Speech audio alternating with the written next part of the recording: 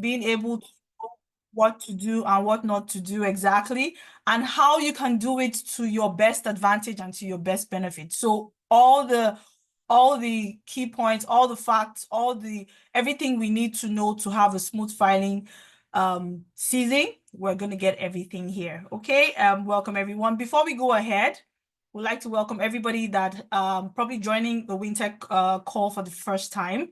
WinTECH is a community of amazing women that have come together to empower ourselves and grow.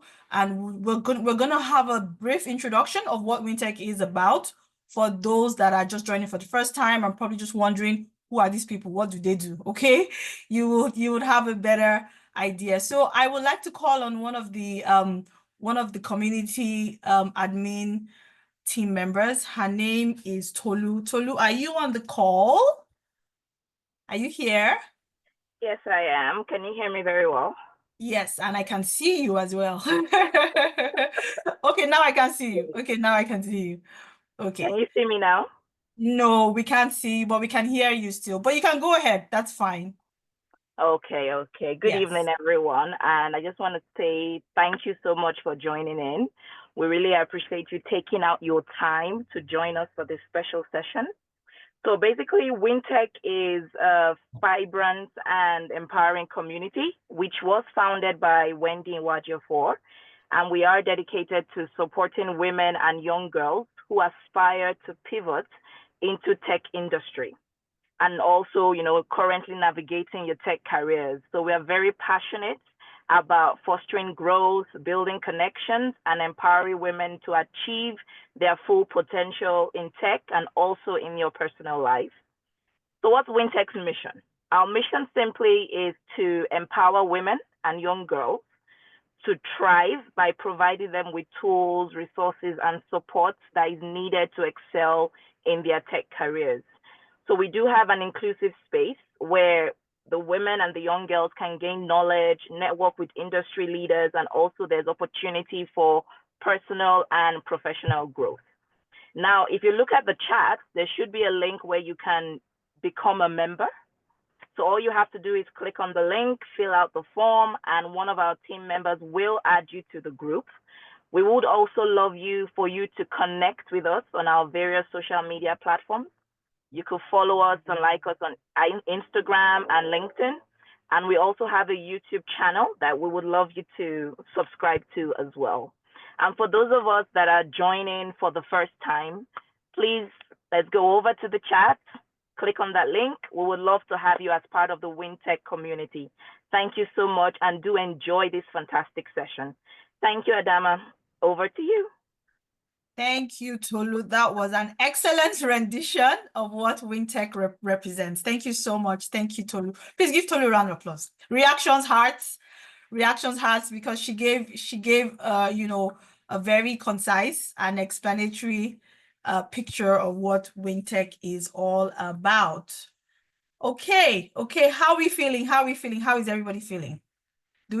I'm sure we have questions. I'm sure, this area is definitely something that they can tell you, they can explain to you multiple times. You probably still wouldn't even understand. So I'm sure every opportunity that we have to learn about tax filings in Canada, it's a good opportunity to refresh our memories, to understand better some points that we probably, didn't quite understand at all. Okay, and then I'll just go right into it, right into the sauce. Or Wendy, do we have anything else that that you want to add before we introduce our speaker? Of course, go ahead. We are ready for it. Okay. I'm not sure if everybody is ready. Anyway, are we ready for the section today? Are we? If you are, you can use the reaction button and say yes, or maybe do thumbs up. Just say yes. Are we ready for it today? Give us applause and everything. Yeah, I can see thumbs up, love. Yeah, perfect. We're ready. That's so let's kick start. Okay. Thank you very much. Now, allow me to introduce to you our esteemed speaker for this event. Her name is Folusho Akinyele. Folusho, if I can call you, is that okay? I can call you with, by your first name? Sure. Folusho is she's the founder of FAAB CPA Professional Corporation. It's an independent accounting firm specializing in helping small and medium-sized enterprises to handle their books, prepare their financials, take care of all their bookkeeping. She does that. She also does tax planning, bookkeeping, accounting, payroll services as well. And, as the founder of this enterprise, FAAB CPA, she has held various leadership positions, worked in various industries, and also worked with the Canada Revenue Agency. Of course. So, by all means, we are sure we have the right person here, correct? Yes. And her experience includes finance, accounting, HR, investments, you name it. She's definitely a well-rounded professional, and we're so privileged to have her join us on the call today. Thank you so much, Folusho, for coming. We're happy to have you. And please, by all means, take the stage. Okay, thank you so much for the introduction. Hello, everyone. Okay, so I would share my slides. It was interesting when Wendy reached out and she said, you guys are looking for the strategies for maximizing tax refunds. And I laughed that, well, we all are looking for that strategy, right? So honestly, I will go through. That is what we are looking for. So I will go through a couple of slides. Some of these things you already know. Some of them is just to, bring back to your attention, or, just to point it out so you kind of know and have it at the back of your mind when you're filing your tax return. So pretty much not leaving anything on the table, ensure that you've put in the best that you can on your tax return. So I'm just going to share my screen. Okay.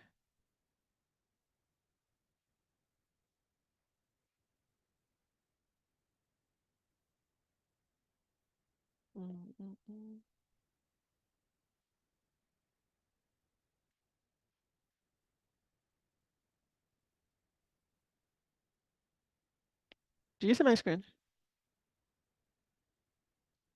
Yes, we can see your screen, but you might want to do it. Yeah, I'm trying to do that. Yeah, 1 sec. Awesome. Okay. All right then. So I'm just going to go straight into it. Now, before I go into the strategies for maximizing our tax refunds, I usually like to talk about the Canadian income tax system and what it entails. So the Canadian income tax system is based on self-assessment. You're responsible for filing complete and accurate taxes. So ignorance is usually not an excuse that the CRA will take. And so we have institutions, we have employers, we have organizations who report T-slips. T-slips are called tax slips to the CRA. And usually what happens is they send you a copy and they send one to the CRA as well. So if you forget or don't put in some of your tax slips on your tax return, the CRA, would find out, because they do a matching program, in the summer of every year, just to be sure that, everyone has filed the taxes the way they should. And then we have the business and the rental income, which typically are not, we don't use the tax slips for those ones. So the CRA is usually harsher with penalties on those ones because they're counting on you to, declare accurate income on those lines of business. And then we have the deductions and the tax credit systems, which are entirely up to you to claim. And when we said maximizing, strategies to maximize our tax refunds, pretty much it's from the deductions and tax credits that you would be able to you'll be able to get, some of these strategies that we will be talking about. Okay, so moving on quickly. So how does tax refund work? How do tax refunds work?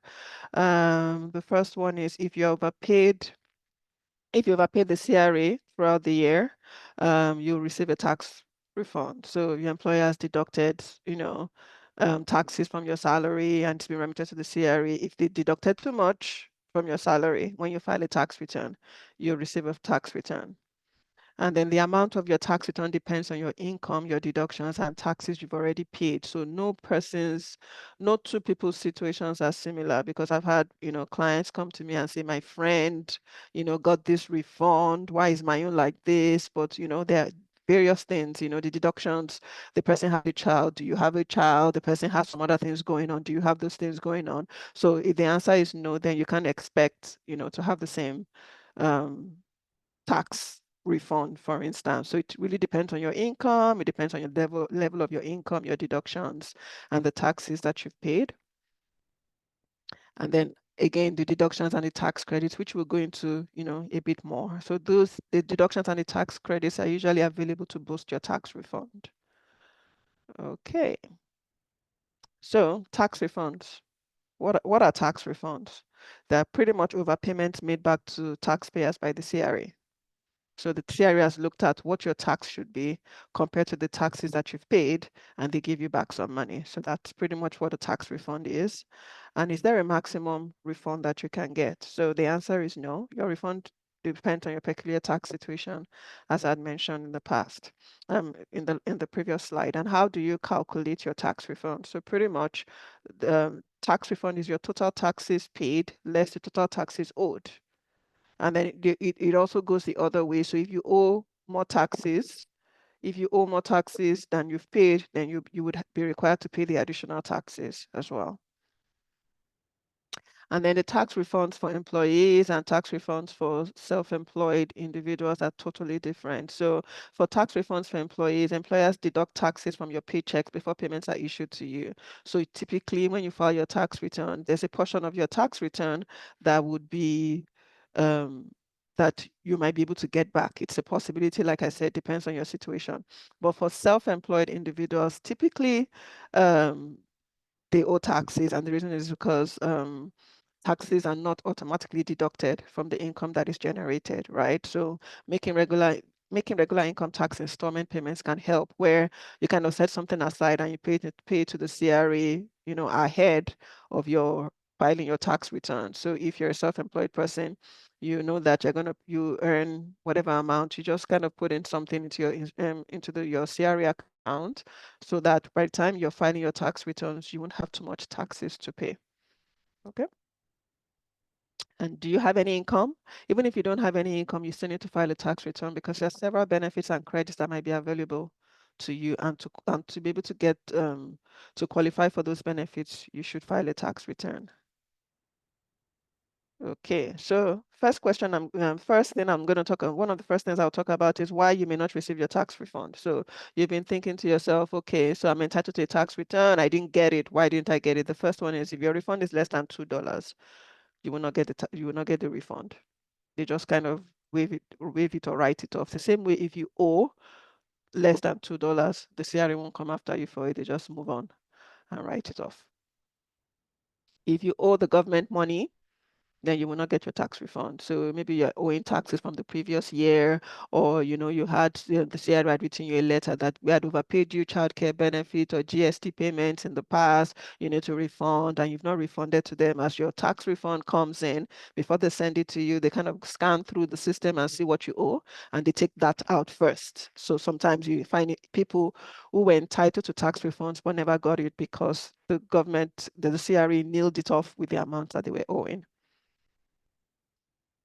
And then missing payments. So it's possible that you're entitled to a tax refund. The payment was probably sent out, but you just didn't get it. So in that kind of situation, you might need to call the CRA, to find out what's going on. Did your address change? Is the check lost? They can reissue payments. It's also advisable that you set up direct deposits for these kinds of things. So the money goes directly into your bank account. It's faster. You don't have to wait for the check in the mail or, lost checks and all that. And wrong filing. So if you filed your taxes wrongly, your computations were wrong, your deduction numbers were incorrect, your income numbers were incorrect, the CRA would kind of take a look at it and will reassess your tax return or assess your tax return based on the information, the correct information. So you might actually not get the tax return that, tax refund that you thought you were going to get. Okay, so I'm going to bring up these tax filing deadlines, because as we're trying to maximize tax refund, it's also important for us to know that some of the things that might affect our ability to get our refunds and get our complete refunds is if we fail to file our taxes on time. So for individuals, our tax tax returns are due by April 30th, and you must make payments if you owe taxes by the 30th of April as well. For self-employed individuals or spouses of self-employed individuals, you are required to file your taxes by June 15th, but payments are due by April 30th. So pretty much even the self-employed, just try to do it by the 30th of April, because if you're going to owe and you need to pay by April 30th, there's no point waiting till June 15th. So it's important that we take note of that. And then there are late filing penalties and interest. This is just to show you that, if you can leave money on the table, you can lose money because you didn't file your taxes on time. So it's very important that we do that.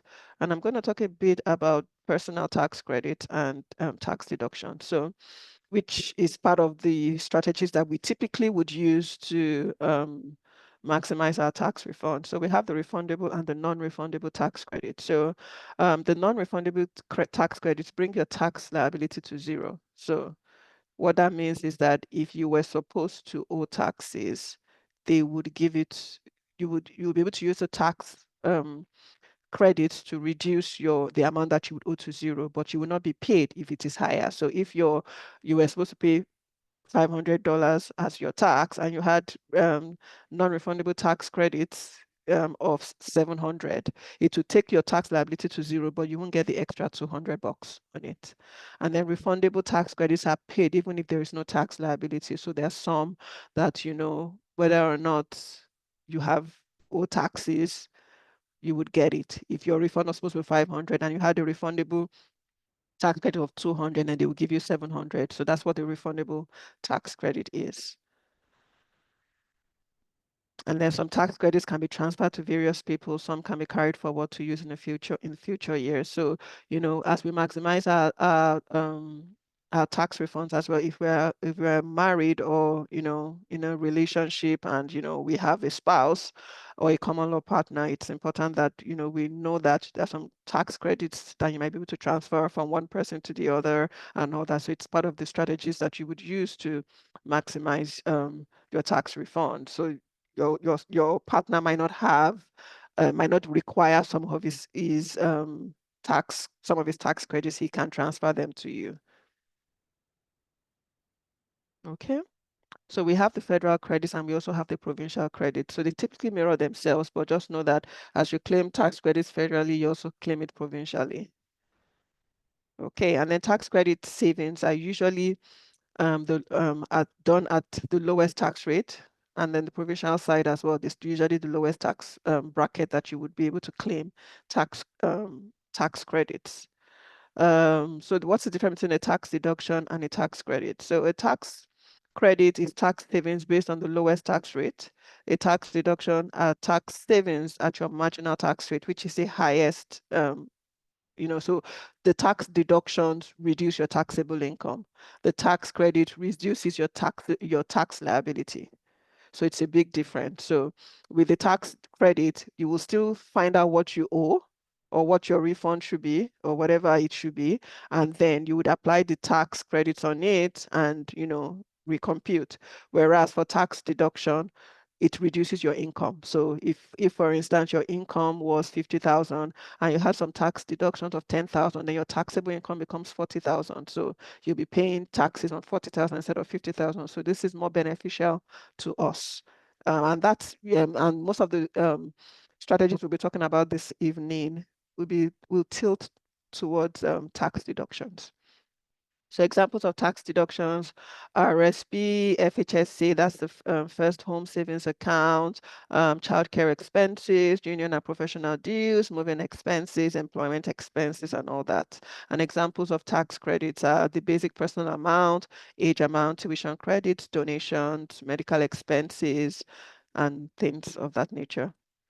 Okay, so one of the first strategies for maximizing your tax refunds is to ensure that all your union dues, your professional fees, and insurance are included on your tax return as a tax deduction. And it's important to note that for professional fees, they must be paid to an association for membership, and they must be related to employment. So you cannot be a nurse and then you're paying professional dues for PMI, project management, and include that on your tax return.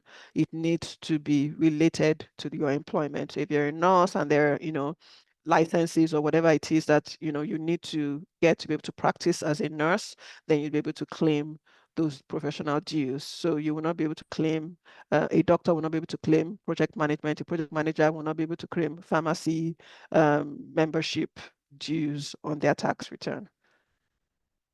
And then the next thing is moving expenses. So you're entitled to deduct moving expenses if you move or you run a business or you study full-time at an educational institution and you're moving so that you can be closer to your new work location or to your school. Then you'll be able to claim moving expenses. And there's a couple of things around it, the expenses that you can claim and the ones that you can't claim. But usually we start with for eligibility, we usually start with the 40 kilometers rule, which means that did you move so that you can be at least 40 kilometers closer to your new work location? If the answer is yes, then you'll be able to claim the moving expenses. And then the expenses claimed are limited to the amount of income that you earned at that new location. So if you worked in the new location and your income was 50,000 and your moving expenses was 60,000, you can only claim up to 50,000. The remaining 10,000 you can carry it forward to next year. Okay, so what can you deduct as moving expenses? You can do transportation and storage, traveling expenses, meals and accommodation to move members of your household to the new residence, cost of canceling your lease, and if your old residence is sold as a result of the move, eligible moving expenses can include taxes and legal fees paid for the transfer of titles of new residence, cost of selling the whole old residence and all that. You can also claim expenses incurred to maintain an old residence, provided that reasonable efforts were made to sell the residence, and this is to a maximum of 5,000. So if you were moving from Ontario to Alberta, for instance, you're trying to sell your house, in Ontario, and you were unable to sell it, but you need to keep maintaining the place pending because it needs to look good for whoever's going to buy it. So you have to keep spending money to maintain it pending when you sell it. Then you can claim some of those expenses up to a maximum of $5,000. And then so we have non-deductible moving expenses, the ones that you cannot deduct, you cannot call moving expenses, any loss from the sale of your home. So you sold your home and you made a loss and you say, I made a loss because I moved. And you think that you can include it on your tax return as moving expense, it will be disallowed. If your expenses for house hunting trips to your new location before the move are not allowed, expenses for job hunting in another city are not allowed, expenses to clean or repair former rented residence to meet the landlord standards is not allowed. So if you have, for instance, you have kids and the kids wrote on the walls and you're putting down the rent, you're moving to another location, and the landlord expects his walls to be clean. When you paint it or get someone to fix it, you cannot claim that as an eligible moving expense. Okay. Okay, so another strategy for maximizing your tax refund is to use your RRSP. And your RRSP is a registered retirement savings plan, and RRSP contributions are made during your working years so that you can have them when you retire. So the trick for RRSP is the idea behind RRSP is that you are making the investments you're making the contributions now when you're at a higher tax bracket, so that at the point of retirement, typically when people retire, they're in a lower tax bracket than they were when they were working. So you would pretty much be paying less taxes on those amounts. So it's pretty much the catch there is put your contributions now when your tax bracket is higher, and then when you retire at a lower tax bracket, when you take the money, then the taxes you'll be paying on that money that you're taking will be smaller. Okay, so you're able to contribute up to 18% of your earned income as defined in the Income Tax Act. RSP deductions, when you deduct your contributions, you will save taxes at your marginal tax rate because it's a tax deduction. The tax is deferred until you remove it or you retire. So it's also possible that even though you're saving it your RSP, if you need the money from your RSP, you can always take it, but whatever you take from your RSP will be taxed.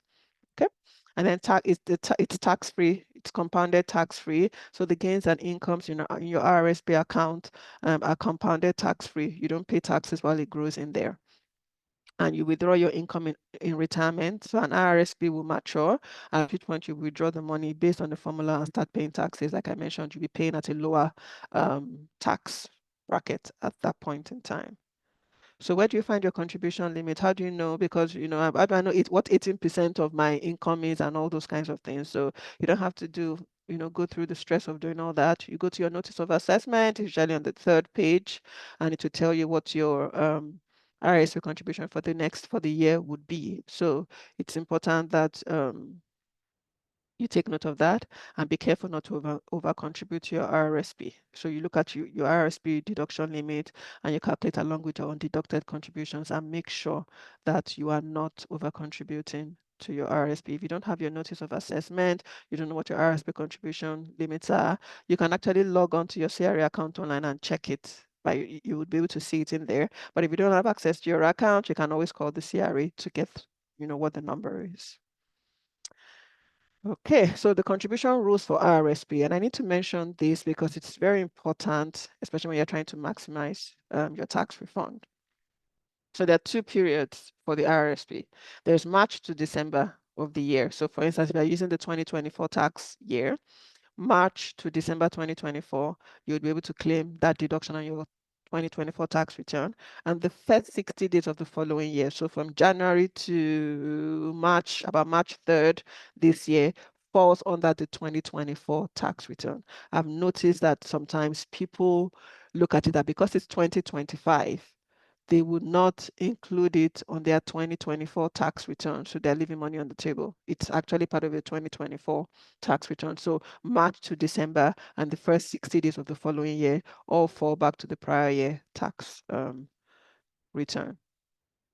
Okay, so I'm going to move quickly. So in terms of over contributions, you need to be careful with that because there are penalties. So the CRA allows you to over contribute to a limit of 2,000. Once you cross that threshold, the excess amount taxed will be taxed. The excess amount you contributed will be taxed at a rate of 1% per month.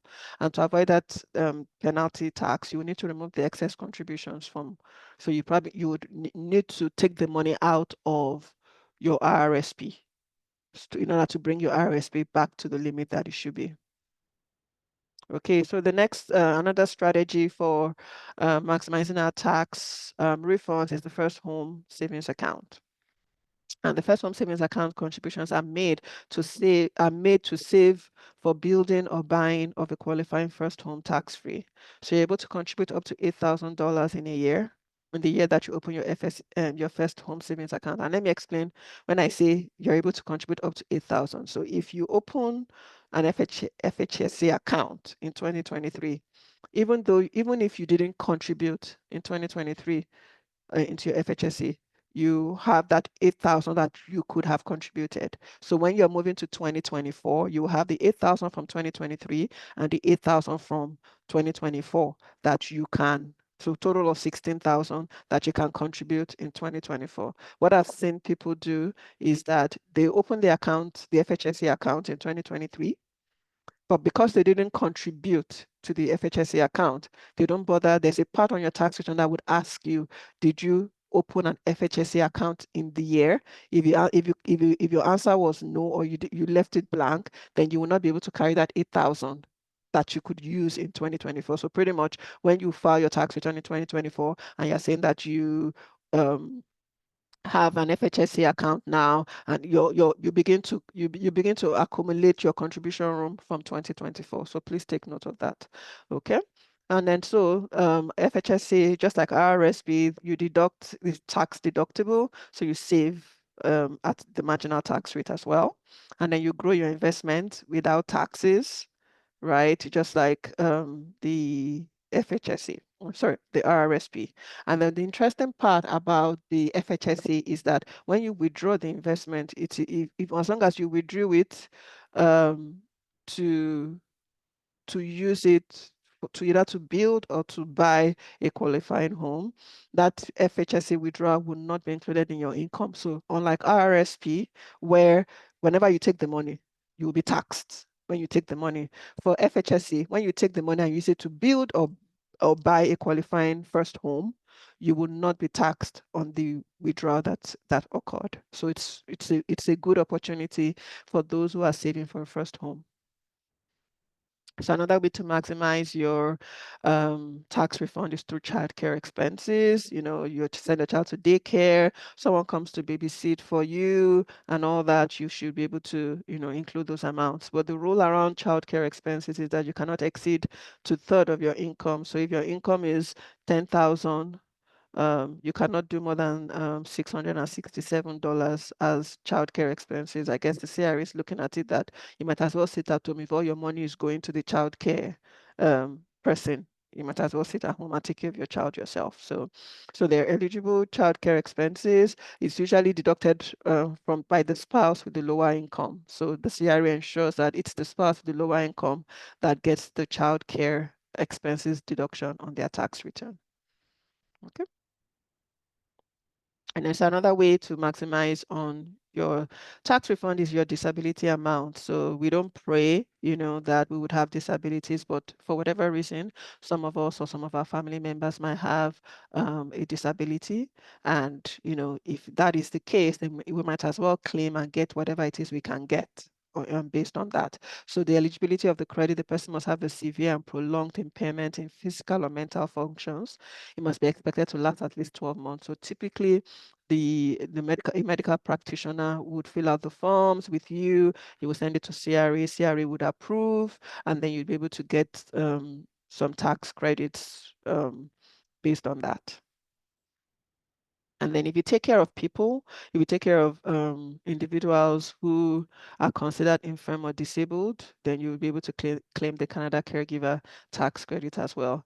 It can be claimed for more than one person if each person meets the conditions or requirements. If someone has 2 kids, you know, with special needs, or has an old, aged, you know, infirmed or disabled parent living with them, or they're taken care of, then they'll be able to claim the Canada Caregivers tax credit. But you must be able to prove to the CRA if the need arises that, you know, you're actually taking care of these individuals.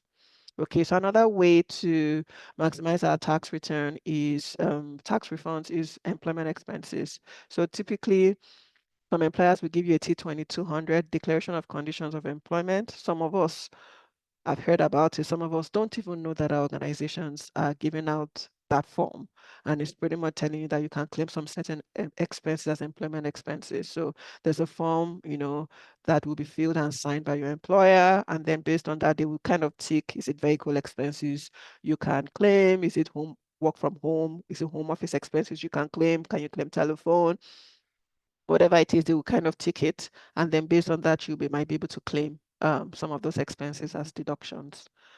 Okay, so like I mentioned, the first step and absolutely necessary is the signed form T2200. Without it, you can't do anything. So you cannot assume that my employer allows us to deduct this. No, it doesn't work that way. You must have a signed form before you can proceed. And then the employer must clearly specify what the employee was expected to pay for. So if it's vehicle expenses, it will be clear. They will tick that. If it's home office, they will tick that. If it's telephone, whatever it is, they would, you know, specify as well. So if it's a vehicle expense, it's the most common expense that is deducted by employees and can only be you can only deduct the business use portion of your vehicle. So if you're using your vehicle, maybe you're a salesperson for your organization and you have to go to various sites, various client sites, you can only deduct the business use portion of your vehicle expenses. So you're expected to keep a kilometer log just to be able to note what, you know, what the total amount of kilometers you drove in the year. And then you'll be able to claim, based on that, you'll be able to claim a portion of your lease payments, your gas, your repairs and maintenance, insurance, and other kinds of expenses. And then for reimbursement, if your employer has reimbursed you for some of for those expenses, you cannot include it on your tax return. Okay, so home office expenses, so utilities, repairs and maintenance, and rent and all that. So if you're in paid employment, right, you will not be able to deduct mortgage interest, you'll not be able to deduct home insurance, you'll not be able to deduct property taxes. So pretty much for those in paid employment, is only if you are renting that home office expenses, looks good, because if you own your home, you're not allowed to deduct mortgage, you're not allowed to deduct property taxes and insurance, which are the major chunk of your home office expenses. And if you're a commissioned salesperson, you are required to pay your own expenses. You're required to walk away from your employer's place of business. So your income is whole or part commission income based on the volume of sales, a number of contracts negotiated. So you would be able to claim a bit more on your tax return than the regular employee. Okay. So filing requirements for employment expenses, and this employment expenses is an area that the CRA reviews a lot. They review it a lot because I guess they feel that, a lot of people add up and, try to circumvent the rules around this. So your T2200 must be complete, and then your T777 on your tax return must be there, and then you keep your receipts in case the CRA asks for them. And then another way to maximize your tax refund is by including your capital losses. So what do I mean by capital losses? So capital losses, let's start with capital gain. So capital gain is calculated as the difference between the cost and the proceeds received. So if you own shares, if you own a property, if you own any capital investment, so shares, stocks, those kinds of investments, and when you dispose of it, if you made a gain, it's capital gains, which will be taxed. If you made a loss, then you would be able to either carry the loss back 3 years or carried forward into the future. So I've seen people who say, well, my stocks didn't, I sold some stocks, it was a loss.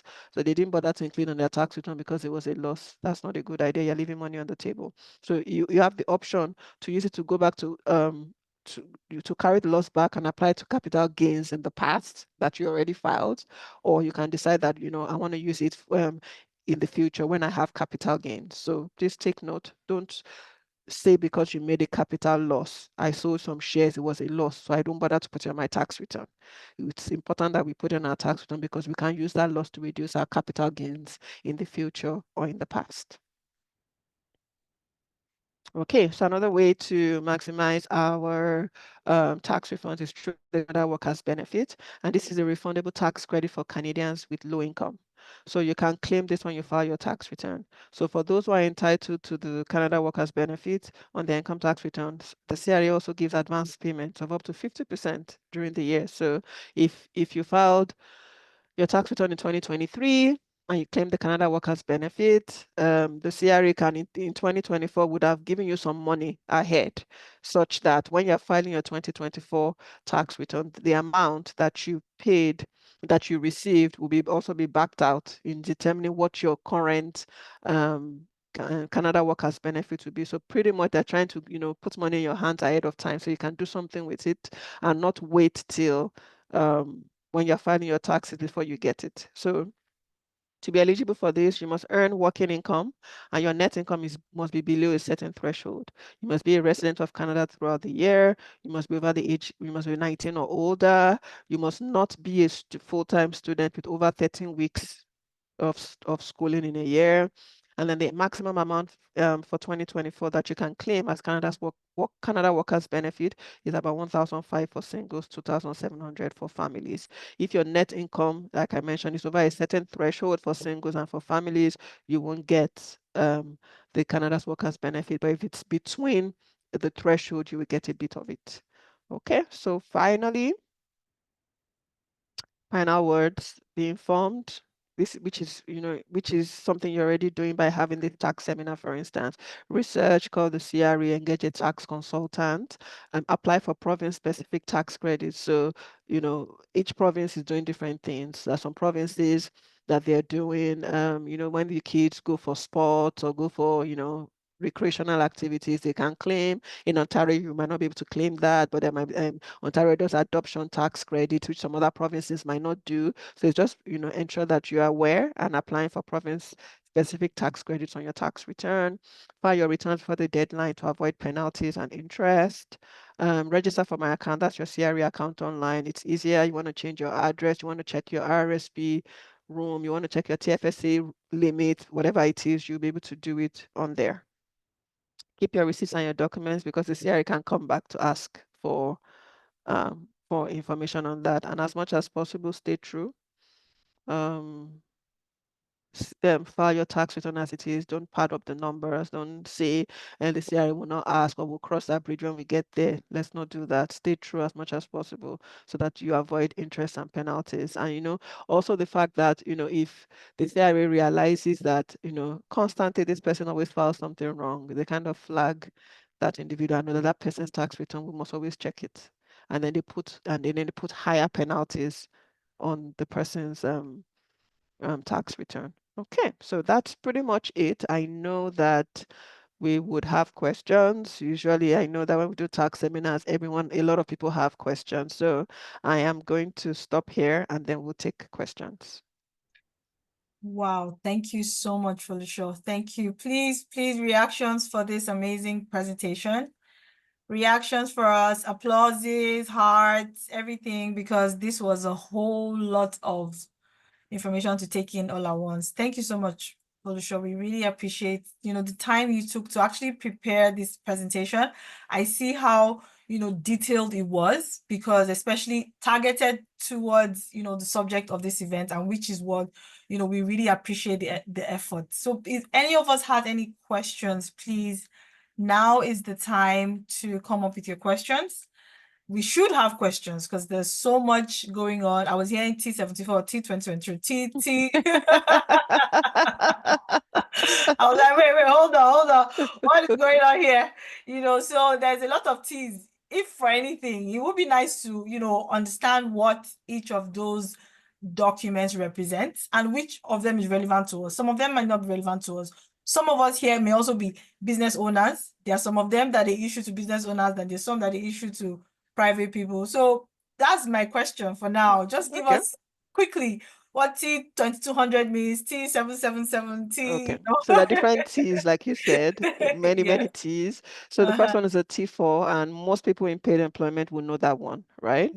And then we have the T4A, and that would be for people who receive a fee for their service, or commission-based kind of income, lump sum. You got a lump sum payment from your employer, and all those kind of things will fall under the T4A. Now, with T5 is usually issued by the financial institution. So if you have interest on monies you placed with them on your GICs, on your savings account, if it's over, I think $50, then they will issue you a T5. If it's less than $50, they don't bother to issue you one. And you have the T5008, also issued by financial institutions, and that's the one that takes care of your capital gains or capital losses. So to tell you, these were the investments you disposed of, this was the cost at which you bought it, and this was the sales proceeds. So from there, you can compute what your capital gains and losses are.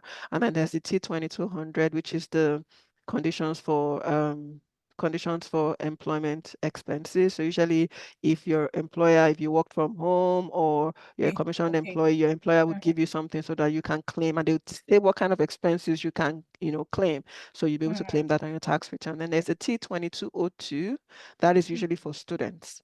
So that's the one that you would download from the portal that shows the fees that they paid in a particular tax year. Then they'll use that to get a tax credit.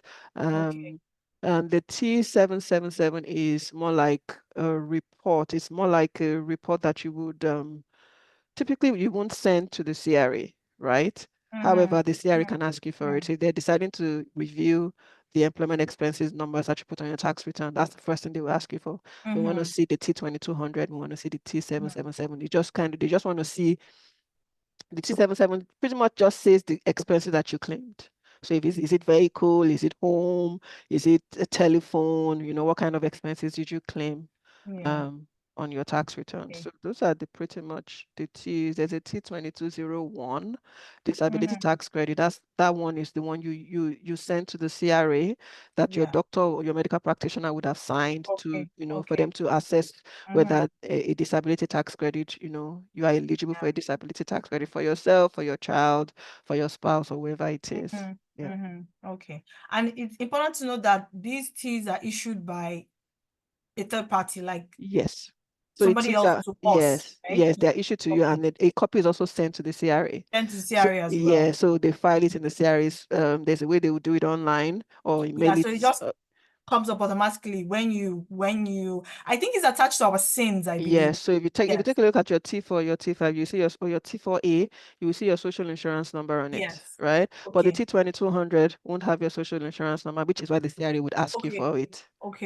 That they want to see that signed copy. So, but the ones that have your SIN on it, the CRA has them, they won't ask you for it. So if you had 4 T4 slips and you only filed 3 on your tax return, the CRA will give you a refund based on the 3 you filed at the point when you filed, but somewhere down the line, they're doing a matching process to see, what T4s do we have for this thing? What T4s did they file on their tax return? And they compare. If there's a difference, then they will reassess your tax. They don't reach out to you. They'll just reassess your tax return based on that extra T4. Okay, understood.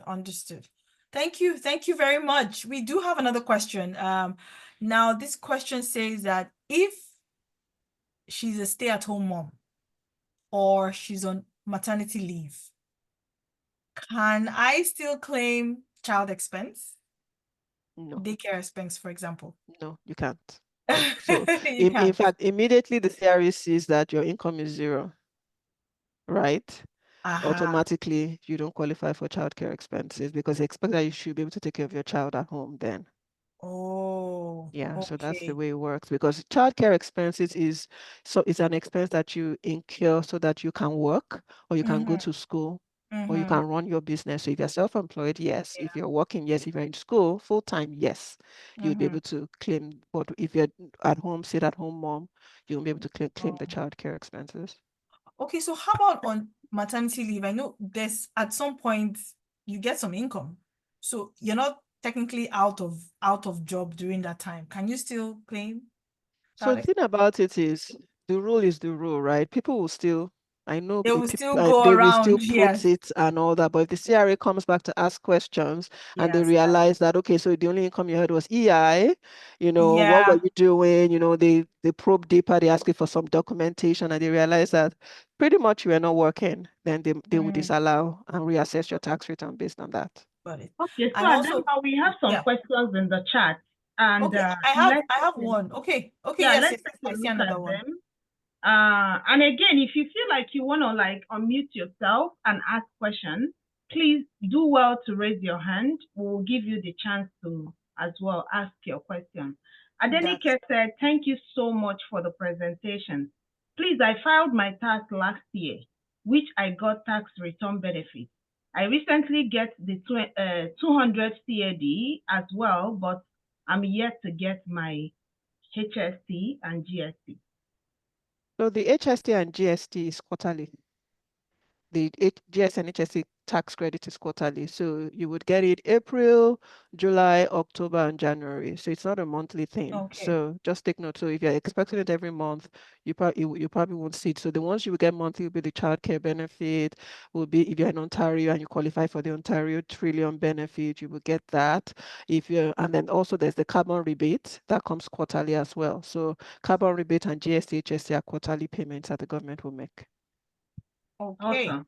Okay. Awesome. So let's go over, Adama, let's go over to the people that raised their hand. After that, we'll go back to the chat. James. Okay. All right. Thank you very much. Thanks for the presentation. It was a very beautiful one. Picked quite a lot. Thank you. You're welcome. Thanks. I'm a relative newcomer to Canada. I came in last year. I have a daughter who's in the university, so I'm just wondering, is there anything I can claim? She's uh, schooling using the student loan facility of government. So is there anything? I know you mentioned something about C2202 or something like that. Yeah. I would just like to know that. Yeah, Yeah. thank you. So what you can claim, how old is she? 17. 17. So even when you file your tax returns, because she's not yet 18, right, you would be able to ideally get childcare benefit, right? Yeah, But it won't come up on yeah, your tax return. But in terms of the tax filing itself, as long as she paid school fees in 2024, she'll be able to, claim, she'll be able to download the T2202 from the student portal of our school. And then she can transfer up to $5,000 to a parent or a spouse. So in her case, there's no spouse, so she can transfer 5,000 of that tuition amount to you to use as a tax credit on your tax return. That's the maximum. The rest she will carry forward so that she will keep carrying them forward so that by the time she begins to work and begins to earn income, she can use those tax credits to reduce her own tax liability in the future. Okay. Okay. thank you very much. You're welcome. Okay. Now, Maze B, you have a question? Yes, please. Good evening. I have two questions actually, and thanks for the presentation. Okay, first and foremost, talking about FHSA. As you were talking, I logged onto my CRA account and saw 2025 FHSA participation room cannot be displayed at this time. And then there's an alert that says important information and says your participation room will be available once your 2024 income tax and benefits return has been assessed. So does this mean that when I was filing tax last year, which was my first time of filing tax in Canada, it means that that portion where you said you should indicate that you opened FHSA, I did not do that. Is that the implication? Okay, so did you open an FHSA in 2023? Yes, I did, towards the end of 2023.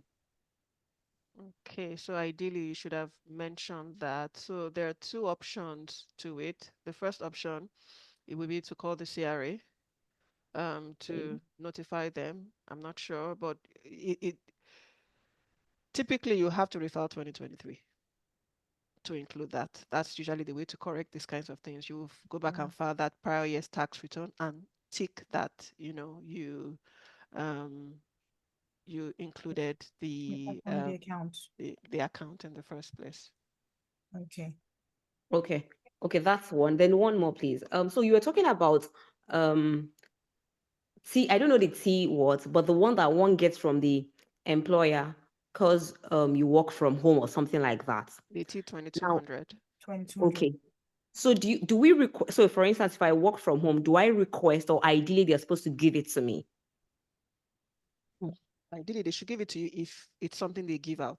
It's not all organizations that do it. So some organizations do, some organizations do not. So if they don't give you, you can always ask that, oh, would I be getting a T2200? And they will tell you no or yes, or, some organizations are, because it's a bit manual to create those, so they try not to do it because it's a lot of work, right? So sometimes if no one asks, they just won't do it, right? But if you ask, they are obligated to give it to you. So I would suggest that you ask your employer for it. Worst case, they will say, we don't do it because everybody works from the office, we're not running a remote thing and all those kinds of things. So yeah. All right, thank you. All right, you're welcome. So I see we have lots of We chats have a lot of and questions lots of in the questions chat. on the chat.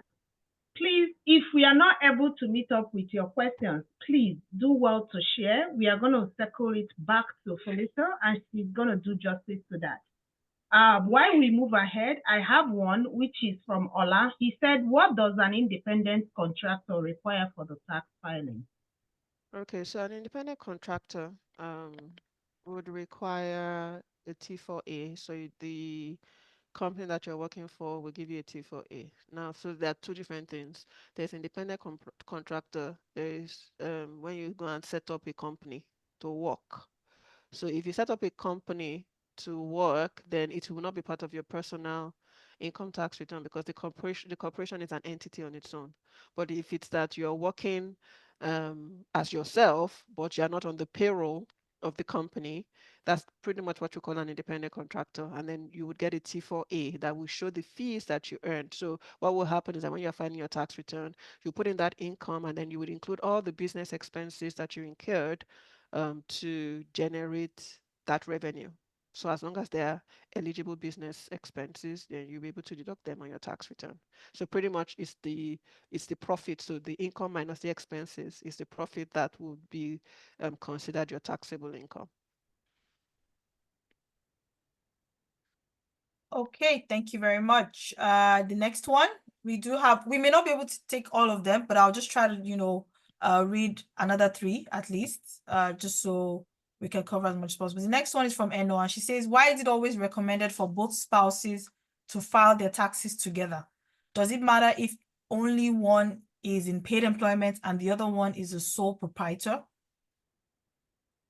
It doesn't matter. So the reason why it's where we usually encourage couples to file together is because even though you're submitting separate tax returns, so because everybody has a social insurance number, so you will end up sending a tax return for yourself and for another one for your spouse, is that we can move things around. So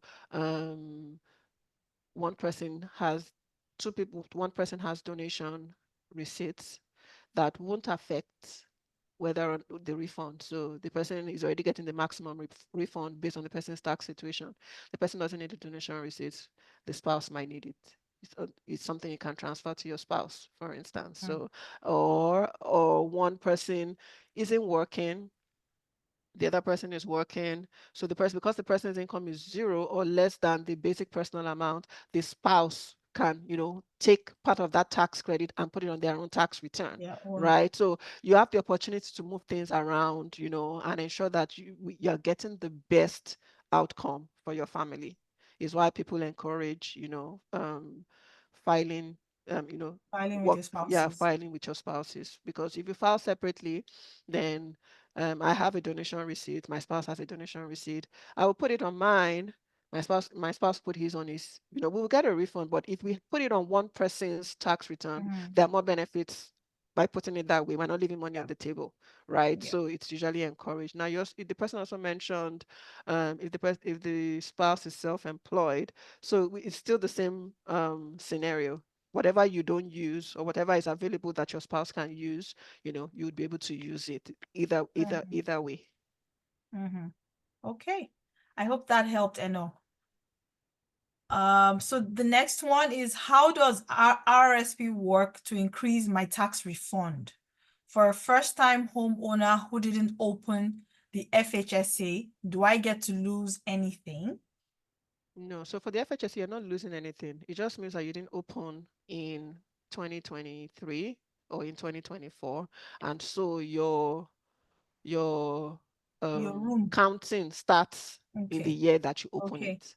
Right? So there's no expiry, just that you cannot put 16,000 in 2025 if you never opened one in 2024. Whereas someone who opened in 2023 would have 8,000 from 23, 8,000 from 24, 8,000 from 25 that the person can put all at once in 25. But in if you didn't open any, then you will start with 8,000 in 2025, and you will still give, the maximum is 40,000.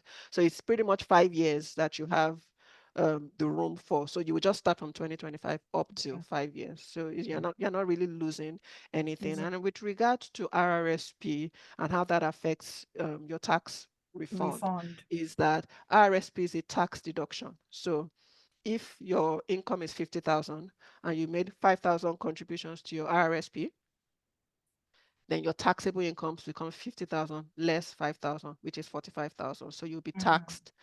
Your tax will be on 45,000 income. Whereas someone who did not contribute to RRSP has just 50,000 income, will be taxed on the 50,000. Okay. We'll take 2 more questions and then that will be it. The next one is from Susan, and she says, if you received a lump sum from school placement because you were placed somewhere to work, do you fill that out in your tax returns? And nothing was issued, it was just a deposit into her bank account directly. By the organization. Yes, Yeah, by so the school, I guess. Yeah. So there will be a tax slip for it. There will be a T slip somewhere for it. So Yeah, typically, so she would have to maybe request for it. yes, but typically, when anything that happens in the prior year, you get a tax slip for it this year. And the deadline for them issuing all those taxes is February 28th. So there's still a week. So it's not till, so you see that some organizations haven't even issued their tax slips yet. They are still within the limits, Within the with time the frame. timelines, yeah, for it. So Okay. I expect that that organization, whether it's the school, whether it's the place where the person did the placement, will still issue a tax slip to that person. Got it. Okay. Another question is, for a freelancer that works remotely with a US company, the company doesn't provide tax documents. How can such a person file their taxes? Okay, so the person will file as self-employed because you're freelancing. So Okay. pretty much what you're supposed to do is all the income you received from the US organization that you worked for as a freelancer, you'll convert it to Canadian dollars and you would include it as income on your tax return. And any business that you incurred, while doing that freelance work would be a business expense on your tax return as well. And it's the profit on it that would be your taxable income. Got it. Got it. So would that person have to now register a sole proprietorship entity, or they'll just file? You just file as your Personal name. income. So especially Okay. if you went into the freelancing, if I went into freelancing as Folusho, for instance, then it will be Folusho's tax return. I'll just put it on my tax return. But if I Okay. set up a company for it, then it's no longer Folusho because it's Got the it. company. So the person would have to do corporate tax filing Yes. to Got it. report that income. Okay, I'll take one last one. One last one. This one is quick.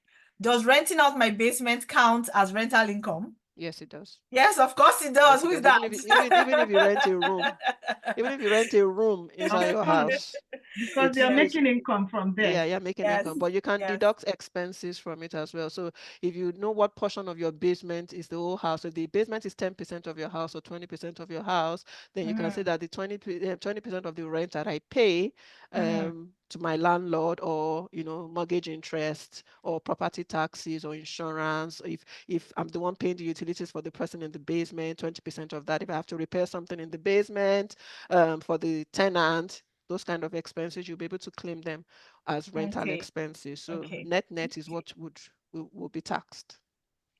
Okay. Thank you so much, Folusho. That was really eye-opening for so many of us. Round of applause, please. We do have a few other questions that unfortunately we're not able to take, but promise, we will reach out to Folusho directly with your questions and we will provide your answers. We promise, we commit to that. Thank you so much, Folusho, for your time, for this amazing session, for really taking time to explain these things, like breaking it down to simple parts. Like it was very clear for most of us, I believe. For myself, of course, I'm sure, and for everybody else, it was very clear.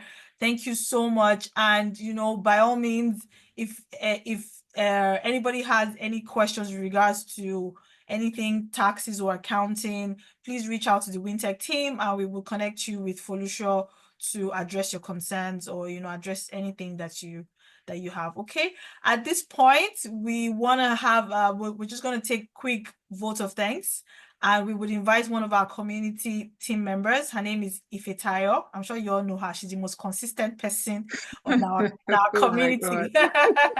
She's the most consistent person with all her content coming on a steady. Ifetayo will give us vote of thanks, thanking Folusho and everybody for attending and for being a part of this event. Wow. Wow. It's a lot. Good evening, everybody. Thank you so much for being here. I have learned a lot in as much as I work closely with Siri, but you never know everything. You have a lot to learn from sessions like this. So I want to first of all thank Folusho for sharing your wealth of knowledge, your expert insight.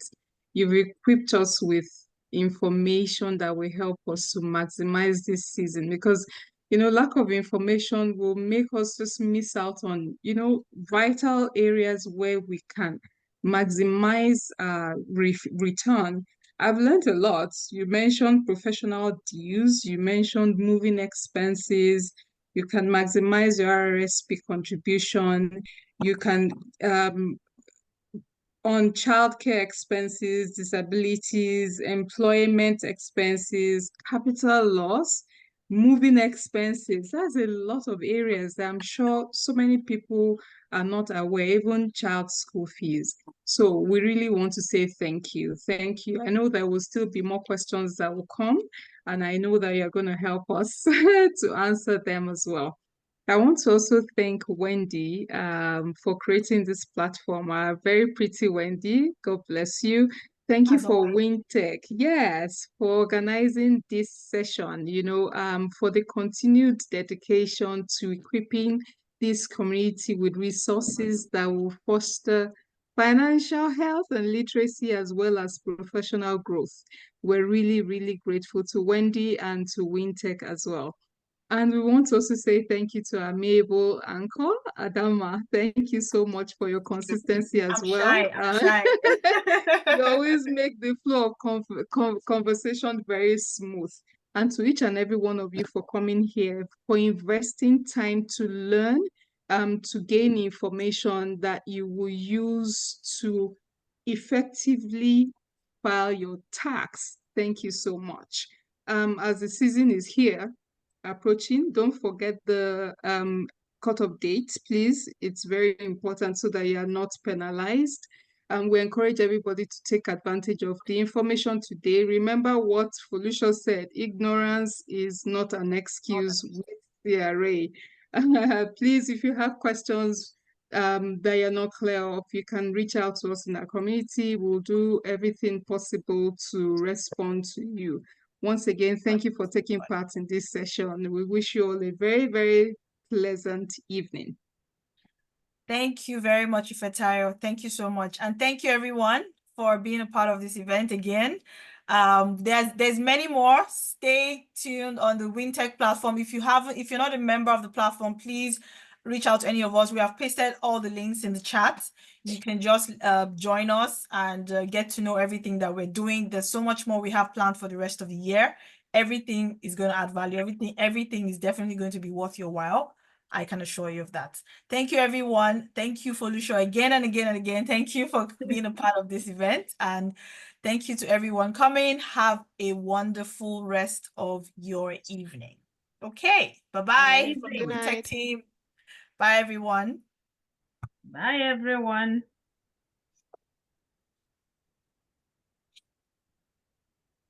Thank you very much. Good night. Good night. Thank you so much.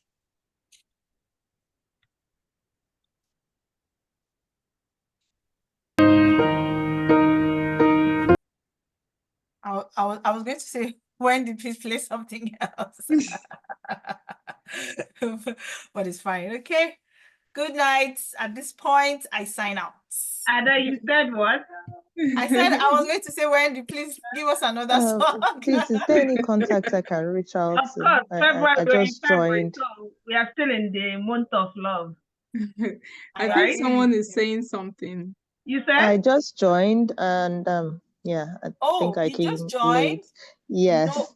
No problem. I'm just You missed catching a up lot, on the messages. I must tell you, but who do I contact? I'm actually trying to find a contact for filing my taxes. Who do I reach out to? Okay, I'm going to put she put her contact information. I'm going to paste it again so you can okay, please. Thank you. So I'm going to just put it here again. Just reach out directly to her. 1 second. No problem. Okay. And also, you also get the information in our YouTube channel. Yeah, so the recording is going in case if you want to like go back and listen to the recording. So what do I check on the YouTube channel? Yeah, so what do I check on the YouTube channel? Yeah. What's the link? All right. The recording will be put in there. And then so you can watch the whole thing. Yeah. Okay. Yeah. Let me just type it. I'm not sure why my Folusho 289.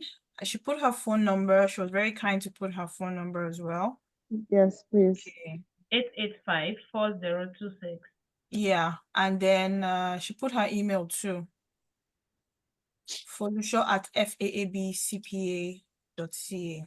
Okay. Folusho at faabcpa.ca. Okay. Do you have the information? You have it? Yes, I'm just Okay. copying it. Yeah. So Thank you. just you can reach out to her Thank you so directly. much. No worries. No worries. Yep. Okay. Good night, Good everyone. night, everyone. All right. And catch up Bye-bye. next time. Yep.